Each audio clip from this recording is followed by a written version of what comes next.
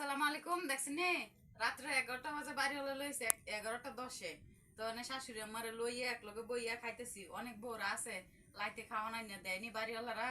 তো বউরা হুড়ি করে না দেখাইয়ে খাইয়া খাইয়া ও কাগজ খাড়ের সিফাদা এন্দা এন্দা জামার পাশে নিয়ে ফালাইতে লাইতে তো ফুরিরে সকালে দেহ হই। তো হরিকে মনে কিরকম খারাপ লাগে না? তো এই তেলু হয়ে সুবাই না খাইয়া হরিরে একলগে লইয়া বইয়া খাইবেন, সমস্যা কি? হরির হুতুই দেয় না দিছে, খাওয়াইলে কোনো সমস্যা আছে? ঠিক না গম্মা, আমার এই যে 15 বছর হয়েছে বিয়ে হয়েছে, আসো বন্ধু করে যেতাম না যে রাত্রে কোনো জিনিস শরীর সারালু হয়ে খাইছি।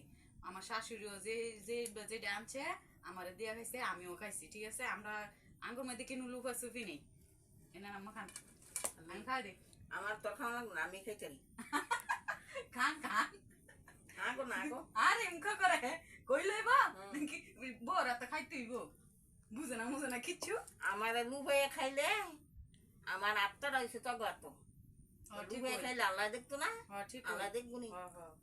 মানে আমার আতই তো আপনার আত্মার না, আমি তো দেখে আপনার খাওয়ান লাগবো না, তাইলে আবার না আবার আল্লাহ ছেলে আমার ছেলের বউ আবার আমার খাওয়াইতো।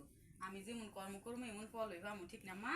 তবে এর দূরে আপনার দোয়া করেন, আমরা যেমন করিব মিল্লা চলি আল্লাহ ছেলে, আমরা আবার আমার ছেলের যদি আল্লাহ ছেলে বিয়ে করাই আমরা যদি এরকম মিল্লা চলতারি।